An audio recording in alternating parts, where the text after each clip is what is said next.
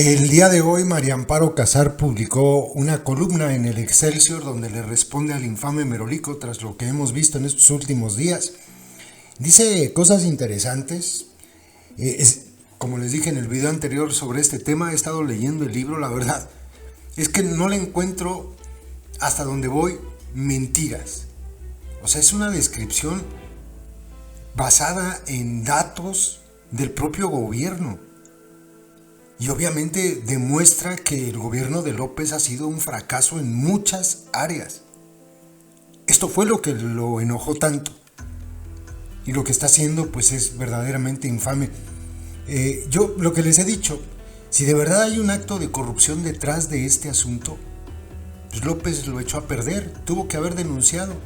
Pudo haber presentado el archivo testado con los datos personales de la gente que aparece ahí, testados, y miren, me cae que ni estaríamos en este momento diciendo que se pasó de rosca, y gacho, Ahora lo único que hizo fue que este archivo total puede invalidarlo cualquier juez.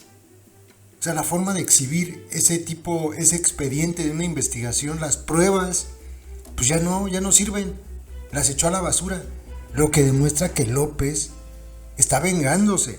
No le interesa eso de la justicia. Si hay un acto de corrupción detrás de esto, tuvo que haber llevado ese expediente a la Fiscalía General de la República.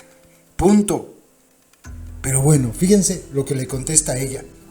Por cierto, también dentro de todo este argüende, solito López se dispara al pie. Ahora verán por qué. Le puso por título la columna que no hubiera querido escribir. Y dice: comienzo por agradecer el apoyo que he recibido de tantos amigos, colegas, organizaciones y ciudadanos que me han hecho sentirme respaldada y acompañada ante la situación que hoy debo relatar a mi pesar. Me faltan palabras para describir el dolor por lo que ha hecho el gobierno en mi contra, pero también la alegría de saber que no estoy sola. No quisiera estar escribiendo esta columna. Lo hago con cierto temor, porque López ha mostrado una y otra vez su disposición a usar sin límite el aparato del Estado para dañar a quienes él llama sus adversarios. Muestras de ello hay muchas. La lista de personas atacadas por López es tristemente muy larga. Mi caso no es el más grave de los que han ocurrido en este sexenio, en el que han sido asesinadas más de 186,000 personas, 44 periodistas y cientos de activistas. La indolencia presidencial ante esto ha sido increíble. Su incongruencia vuelve a ser patente. Ante cada episodio doloroso que hemos vivido en este sexenio, repite que no hay que lucrar políticamente con la tragedia, pero él lo hace sin empacho. Pues sí, está lucrando políticamente con este caso. Pero ya ven que él se enoja mucho cuando se habla del Repsamen, de la línea 12, de todo eso, ¿no? Bueno, aprovechó la experiencia, dice, más dolorosa de mi vida y de mis hijos para hacer creer a la opinión pública que la muerte de mi esposo no ocurrió de manera accidental. Paradójicamente, y aquí es donde el gobierno de López se dispara al pie, paradójicamente fueron las autoridades capitalinas, entonces encabezadas por el propio presidente y su procurador Bernardo Batis, quienes supuestamente cedieron a mi influyentismo y procedieron a la alteración de documentos para que yo pudiera cobrar la pensión a la que tenía derecho. ¿Sí lo notan? Si eso ocurrió como el presidente dice en su libro, quienes cometieron una falta fueron él y su procurador. Por cierto, el propio Batis declaró ayer nunca haberme visto personalmente, y sí, se lo dijo a Aristegui, ahí está la entrevista, ayer habló con él. El presidente me obliga a hablar de algo que no quisiera, no porque haya nada que ocultar, sino porque he tenido que vivir con ese doloroso recuerdo por 2 décadas. Revivir esa tragedia con el único motivo de desprestigiarme me parece probablemente lo más bajo que un ser humano puede hacer en la vida pública. El presidente ha incurrido en esta bajeza por motivos que me parecen muy claros.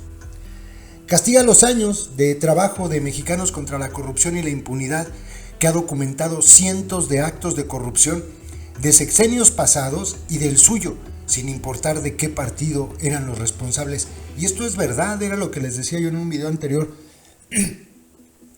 Esta organización sacó un montón de porquería del sexenio de Peña Nieto. Creo que empezaron con Peña Nieto. Pero también ha sacado información de actos de corrupción de panistas, de priistas, y lo documentan. O sea, de verdad que aquí el problema es que lo ha hecho contra la organización delictiva de la secta, y en la secta pues el líder es un costal de odio. Continúo. A esto dice, hay que sumar la reciente publicación de mi libro, Los puntos sobre las IES. Unas horas después de la presentación del libro, empezó la campaña en mi contra con la vileza que he descrito. A diferencia de sus acusaciones infundadas, en los trabajos de Mexicanos contra la Corrupción y la Impunidad y en mis propios escritos, la regla siempre ha sido poner al frente las evidencias. Un documento, un contrato, una base de datos, una referencia, un testimonio. Utilizar recursos públicos para crear una página en el sitio oficial del Gobierno de México y difundir documentos sobre mi familia que en nada prueban la acusación presidencial no es transparencia, como él afirma. Es violación del derecho a la privacidad. Qué fácil es encontrar información personal de los adversarios del presidente y qué difícil es obtener información sobre las obras públicas y compras gubernamentales que, amparadas en el supuesto de seguridad nacional, se esconde a los ojos ciudadanos. Tal vez eso es lo que cala, que las evidencias muestran, como dice el subtítulo de mi libro, que el legado de este sexenio es que mintió, robó y traicionó. Platón decía que la estatura de un hombre se mide por lo que hace con el poder que se le ha otorgado.